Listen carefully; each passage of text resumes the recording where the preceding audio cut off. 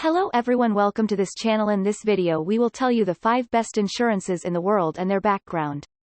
Happy watching this video. Following is a list of the top insurance companies in the world ranked by total assets. Allianz Group, based in Germany, is the world's largest insurance company in terms of assets with over 86 million customers in 70 countries. It is a global leader in property and casualty insurance, life and health insurance, travel insurance, credit insurance, corporate insurance and asset management. The company's gross premiums written amounted to €76 billion in last financial year. AXA Group is the second largest international insurer with presence in 64 countries. The world's top 10 insurance companies have combined assets of about $8 trillion. 1. Allianz. Allianz was established in Berlin, Germany in 1890 by insurance specialist Karl Thieme, who also established Munich Re in 1880, and banker Wilhelm Fink. After putting up the starting capital of 4 million marks, Thieme and Fink entered Allianz into the commercial register at the Municipal Court of Berlin on February 5. It was initially established as a transport and accident insurer.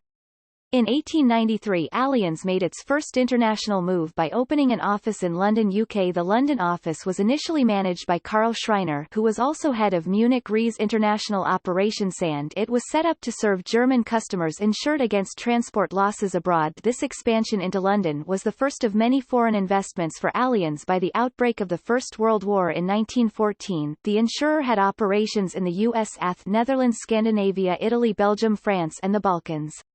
The beginning of the First World War marked a significant milestone for Allianz because the company started hiring women for the first time. It also meant the end of a period of continuous growth for the young firm. Like many companies, Allianz lost employees to the war, and Germany's defeat left the country in a serious economic crisis. Despite global inflation, greater than Allianz managed to become Germany's largest motor insurer by the 1920s. It also started branching out beyond transport and accident insurance lines, creating Allianz Life in 1923, which would soon become one of the leading life insurers in Germany. From 1933, Allianz became an important part of the National Socialist dictatorship's economic system. The firm's general director Kurt Schmidt was appointed as economics minister for the Third Reich, and he became part of Adolf Hitler's cabinet. Schmidt resigned from the post in 1935 due to ill health, and he later returned to Allianz in an advisory capacity. Like many German companies, Allianz faced economic ruin at the end of the Second World War. Fast forward 35 years and Allianz managed a major operational turnaround to become the largest insurer in Europe. This is partly due to the insurer's investment into modern technologies and its merger and acquisition (M&A) strategy around the world. The group started creating new subsidiaries in selected markets around the world in the early 1970s, including in the USA. This helped to build its international premium income. In 1985, Allianz created the holding company Allianz AG in order to facilitate its international M&A goals. The holding company became Allianz SE in 2005. Allianz. Not the well-known insurance unit. Euler Hermes, a credit insurance company that offers a wide range of bonding, guarantees and collection services for the management of business-to-business trade receivables. PIMCO, one of the world's premier fixed-income investment managers. 2. AXA. AXA, an insurance group with mutual companies at the head of its financial structure, is the second largest insurance group in France and the 30th largest in the world. Although it has only been operating under its present name since 1984 and is located in Paris, AXA's roots are in 19th-century Normandy. After a rather uneventful history before the 1950s, it recently experienced spectacular growth as well as extensive internationalization. Under the influence of one man, Claude Babe and EQT, AXA successively bought and absorbed several companies, some of which were twice its size. In 1990, AXA once again faced a phase of restructuring and merging. The first company in the history of AXA was created in 1817. This company was responsible for the two main characteristics of the group before the 1970s: its location in Normandy and its legal status as a mutual company. Jacques Théodore Le Carpentier, with 17 other property owners, established the company d'assurances mutuelles contre l'incendie dans les départements de la Seine et de l'Eure, a fire insurance company situated at Rouen. In the company's legal documents it was stated that every shareholder was to be both insurer and insured party for 5 years, this being the basic principle of mutuality, where the insured parties own the company. On the properties insured was a plaque bearing the letters PACL, Propri et Assure contre l'incendie, indicating that they were insured against fire loss. The first damage for which the company had to pay occurred in 1819, amounting to FFR 7.5. Realizing the impossibility of sharing this cost among 1,264 shareholders, the company invented the reserve fund. Soon afterwards in 1822, the famous fire of Rouen Cathedral required shareholders to pay for a more important claim, an event not easily forgotten. Great changes following the Industrial Revolution, as well as increasing competition from companies such as La Providence or La Paternelle, created in 1838 and 1843, respectively, required the company to expand and diversify its activities. Adolphe Lane, manager since 1832, decided to create two companies. The first one, Mutualité Immobile and Egave replaced the original company. The second, Mutualité Mobilier, was to insure movables risks.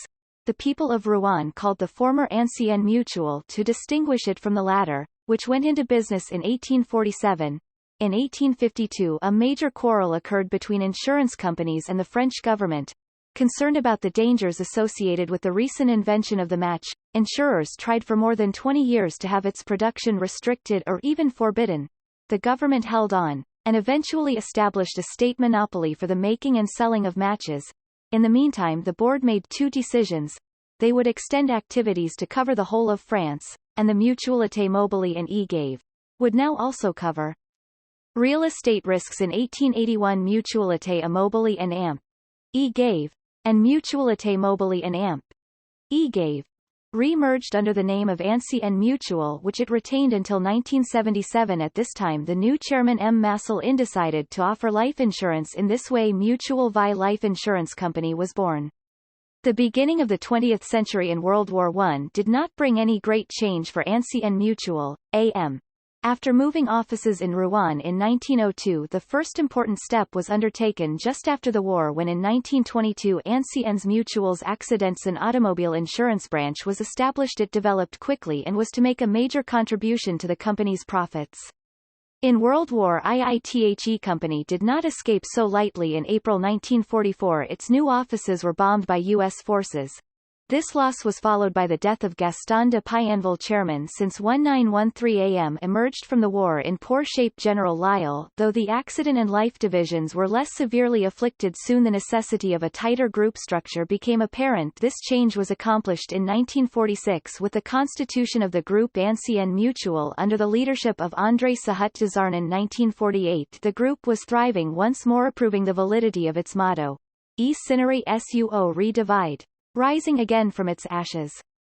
From the mid-1940s until the 1970s the group experienced steady though unspectacular growth achieved by a succession of mergers with other insurance mutual companies. The first in 1946 was with the Ancienne Mutuelle du Calvados, created in 1819 and a longtime collaborator of AM. Then in 1950 the Mutuelle d'Orléans asked to join the group via the Mutuelle Vie since it was a life insurance company. Next came the Mutualité Générale Life Insurance Company, also known for insuring the French communes, cities or parts of cities with individual legal status. Finally in 1954 La Participation, created in 1899 as a non-life insurance company, entered the AM.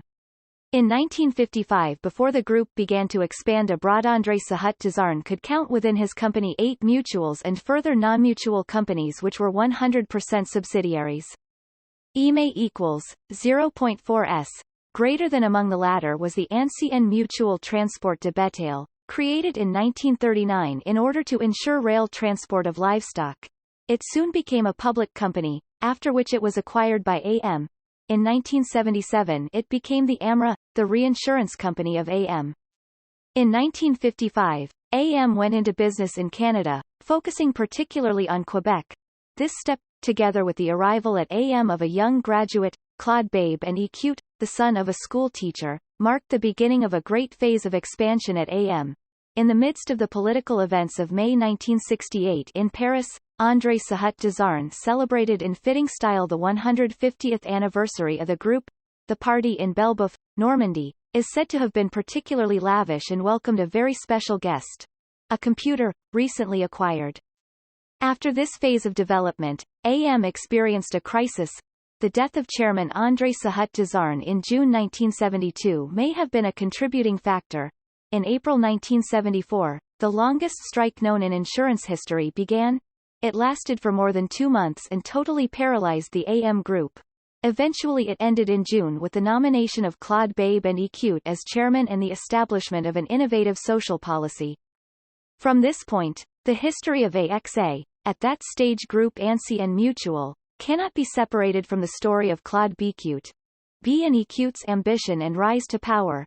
In the French insurance world, Babe and Equute was known as the cowboy of insurance, also described by La Nouvelle Économiste, October 21, 1988, as the avant-garde insurer, and elected by his peers in 1988 as Manager of the Year.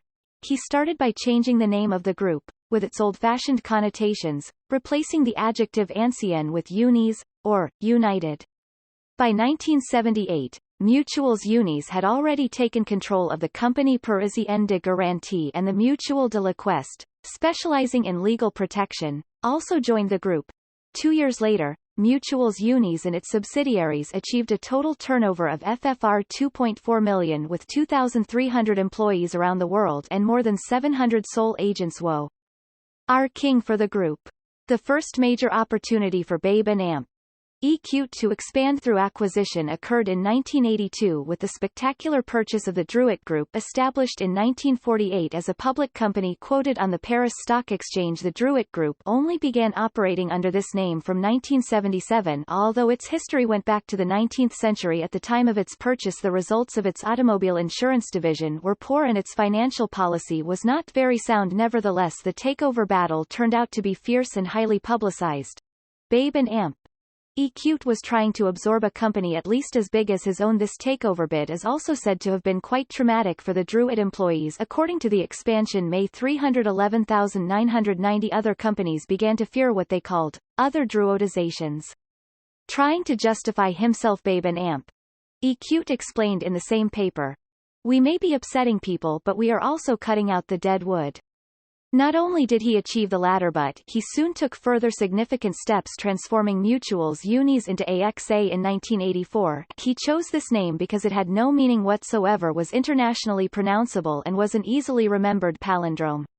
The next stage occurred in 1986 with Druit as the vehicle. Druit made a takeover bid for La Providence, an old company owned by an ancient line of the French aristocracy. At this very moment, La Providence was merging with Le Secours, another insurance company established in 1880, when AXA via Druit took control of La Providence at the end of a long takeover battle. Babe and Amp.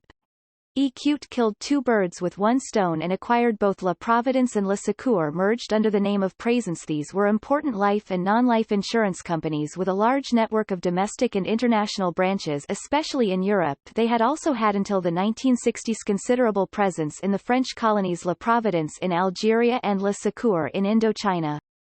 Although the purchases of Druit and Présence were crucial points in AXA's development, AXA's last coup remained its most famous. It began in 1988 when Bernard Pagesi, chairman of the holding company La Compagnie du Midi, Mi equals 0.2s greater than, including the AGP, Assurances du Groupe de Paris, came to see Claude Babe and Equute.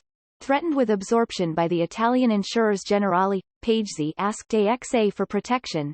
He proposed to give Babe and Equute Midis insurance interests in exchange for participation and protection. This happy marriage did not last very long, and the collaboration soon turned into a fight as AXA began to think seriously about buying La Midi. It was through the proceedings of February 1989's general meeting that Babe and Equute, assisted by Generali, the very same company that Midi feared, eventually managed to take 100% control of La Compagnie du Midi. After a short period as AXA Midi, the company's name reverted to AXA. By acquiring Midi, not only had AXA taken over a major holding company but now as a result controlled Midis' enormous international network. The Compagnie du Midi had had a significant presence abroad, especially in the United Kingdom. In 1982 it had taken possession of London and Hull, an airline, marine, and industrial insurance company. 5 years later, it bought life insurers Equity and Law. Its UK interests alone achieved a turnover in 1988 of FFR 5.5 million. In February 1989, AXA could boast 42 companies around the world. 4,000 general agents, 16,000 employees, and a turnover of FFR 45 million. Only 9 years earlier, Mutual's Unis had 2,300 employees, 700 agents, and a turnover of FFR 2.4 million. Claude Babe and Ecute had definitely proved his business acumen. The structure of AXA, with mutual companies heading the group, protects the company according to French legislation from any kind of takeover bid. The most recent challenge undertaken by AXA was a total restructuring of the group, which is still in progress and the outcome of which is still uncertain.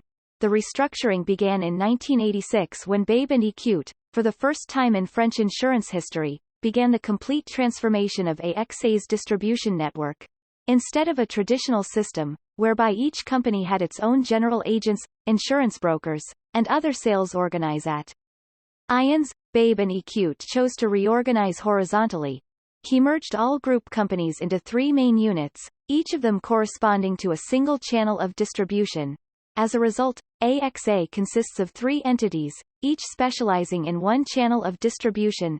AXA Assurances includes the company's general agents, Uni Europe the insurance brokers, and Franklin Assurances deals with the remaining sales organizations. This structure is only valid for France. Foreign distribution has not been affected. Babe and Ecute is convinced of his system's efficiency and of its relevance to the market. Whether he is right or not remains to be seen. 3. Ping An Insurance. Ping An Insurance Group, Co. Profile and Corporate Video. Ping An Insurance Group, Co. of China Limited. Engages in the provision of financial products and services. The company primarily engages in the business of insurance, banking and investment. Its activities also include investment in financial and insurance enterprises and investment deployment. The company operates through the following segments: life insurance, property and casualty, banking, securities and corporate.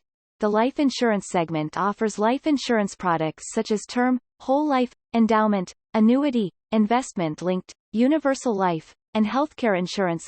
The property and casualty insurance segment offers insurance products, including automobile, non-automobile, and accident and health insurance. The banking segment undertakes loan and intermediary business, and wealth management and credit card services. The securities segment involves brokerage, trading, investment banking, and the provision of asset management services. The corporate segment includes the management and support of the group's business through its strategy, risk, treasury, finance, legal, human resources functions, etc. Ping An Insurance was founded on March 21, 1988 and is headquartered in Shenzhen, China. 4. Prudential Financial. On 30 May 1848 a group of Victorian gentlemen met in London to form the Prudential Mutual Assurance, Investment and Loan Association. The figure of prudence was adopted as a symbol to be used on the first company seal and represent the values of the business. During the 1920s Prudential began to expand across the globe, with the first overseas life branch established in India in 1923. Prudential began its long association with Singapore in 1931 with the opening of a branch office in Raffles Square, which later became the headquarters of Prudential's Malaya branch, and sub-offices were soon established in Kuala Lumpur, Ipoh and Penang. In the same year Prudential took its first steps in Africa, establishing a head office in Johannesburg and its first branch office in East Africa, established in Nairobi. By 1939, new net business in the overseas life branches was rivaling the success of the UK business, and Prudential's international business continued to grow rapidly through the latter part of the 20th century. In 1994 Prudential Corporation Asia was established in recognition of the high potential for growth in Asia. Today, Prudential plc is an Asia-led portfolio of businesses focused on structural growth markets. The business helps people get the most out of life through life and health insurance, and retirement and asset management solutions. Prudential plc has 17 million life customers in its Asia and Africa businesses and is listed on stock exchanges in London, Hong Kong, Singapore and New York. 5. MetLife. Organized by a group of New York City businessmen in 1863, the National Union Life and Limb Insurance Company began business in July 1864 insuring Civil War sailors and soldiers against wartime-related disabilities. It was a difficult beginning. By the end of 1864, National Union had written only 17 life and 56 accident policies, and was in last place among the 27 life companies operating in New York State and was running a deficit of $1,400. After 5 difficult years in business and several reorganizations and name changes, President James R. Dow, a medical doctor, and the board of directors decided to drop the casualty business and focus solely on life insurance business, and so began Metropolitan Life Insurance Company. When MetLife opened for business on March 24, 1868, selling a small number of policies on that date, the telephone had not yet been invented and electric lights were still uncommon. The population of the United States was approximately 37 million, and there were 37 states in the country. The company's first home office consisted of 2 rooms, enough space for its 6 employees.